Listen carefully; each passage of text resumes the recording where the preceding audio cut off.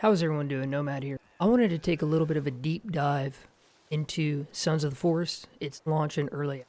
Now, I know a lot of people have had some mixed opinions currently on the game. Animal disclaimer really quick. You guys don't know me yet. I'm Nomad. Here on the channel, we like to have discussions, proactive and productive discussions. Everybody's viewpoint is completely valid, and we're not here to fight. We're not here to be negative in the comments. Totally respect everyone's thoughts across on this title.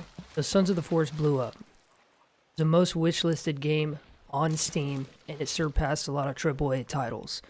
End Night sold 2 million copies in the first 24 hours, and it's totally understandable, and I'm absolutely excited and ecstatic for it.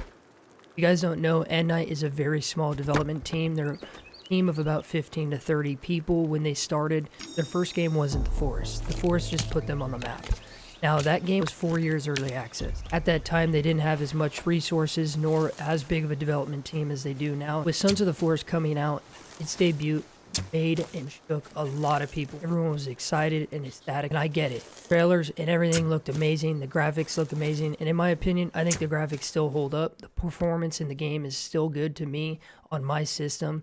Sure, is there optimization that needs to be done? Yes. We should be used to that with any game, whether it's early access or a fully complete out package. Optimization is something that they always need to work on in the coming months when a game just released. Totally understandable. Now, I understand a lot of people are saying and stating that the game is very short, story is boring, it's simple, they beat it in a few hours. But what I want you guys to know and understand, when it comes to open world survival crafting game, this is not the meaning of the game. The meaning of the game isn't to provide you with a AAA blockbuster storyline. The meaning of these games is simply to survive and craft. It's an open world survival crafting game. Now, if we compare this to some other games in this genre like Raft, Stranded Deep, 7 Days to Die, Grounded, they do have stories to them, but if you guys know and realize, these stories are very simple, short. That's not the big purpose of these titles. The purpose of these titles isn't to be made. Now, for some of you guys who are familiar with the Forest, during its early access, they added so many things within the coming months and years to the title. Sons of the Forest is not going to be. We already have an update on launch. We had an update stating that they updated 12 days.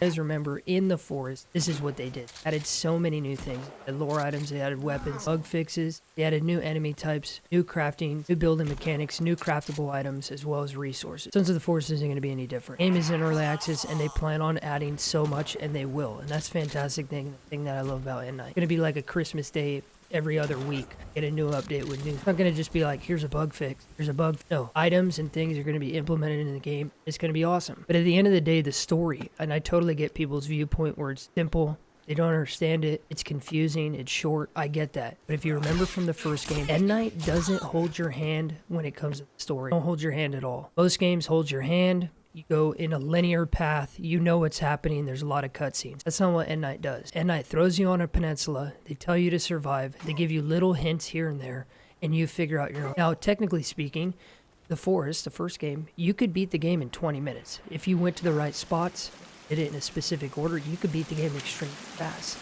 Sons of the Forest isn't any different. But at the end of the day, the game isn't about the story. Now, to go deeper into the story and the meaning behind this, all these little items and lore items, emails, books, whatever it may be that you find on the island in Sons of the Forest, they have a deeper meaning to them. Some of you guys might not understand this, but this was similar to the first game. When you find these items, at first you're like kind of taken back, you know, what is this? Is this just an email? Is this just a communication from one person to another on the island before I got here? What does this have to do? You guys are talking about golf balls. The hell does this mean? Oh, I found a book about space and time. What does this even mean? In these titles, in End Night titles, The Forest, and now this title, all these pieces of lore and all these items and things you see around the peninsula, they have a deeper meaning and a deeper lore to the actual story.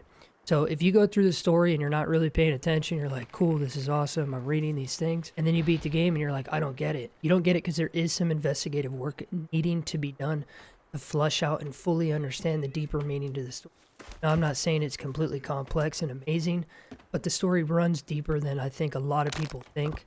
They look at it from a surface level, which is understandable because it's very simple. You just do this, do that, boom, you're done. You're like, what the hell just happened? I don't even know what happened. There's deeper meaning to it. Some open world survival crafting games don't even have a story at all. That's what these genres are about. The whole point of this game is to have an insane creativity ceiling when it comes to crafting, when it comes to the elements of survival. Creativity ceiling with a new building mechanic is absolutely unreal, and it's the best I've seen any open world survival crafting. But at the end of the day, that is the true and basic purpose of these titles, to survive and craft. Now, I do recommend you guys going on a custom server. I don't know if you guys have tried it, or going on hard difficulty. That is how these games really are meant to be played, because it changes the dynamic complete of the game and survival. Some of you guys may know this also from the first game, and you guys may not have seen it or understood it yet in the second game. The game actually has a calorie system, depending on what you eat, how much you eat. When you sleep, after you, time difference between eating and sleeping, waking up, your stamina might not be full, vitality might not be, because it's almost like a fat system. The more calories you eat,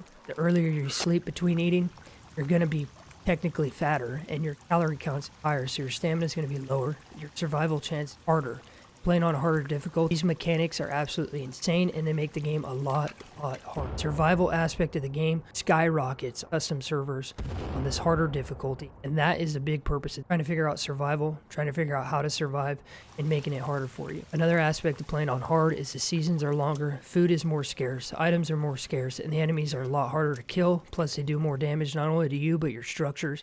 I do recommend taking a step back, playing the game on a harder difficulty, even go custom and go realism on all settings, and you'll be blown away about, like, I actually can't just run 2 hours anymore. I can't do that. You gotta take your time, you gotta be paceful about it, you gotta be strategic, and that is the aspects of this game that I really enjoy. And again, guys, I'm not here to start a fight, I'm not here to be negative, I want to be proactive, I want to have a discussion in the comments. Like I said at the beginning of the video, everybody's viewpoint is completely valid. I'm not making anybody wrong. Just like to get my thoughts out.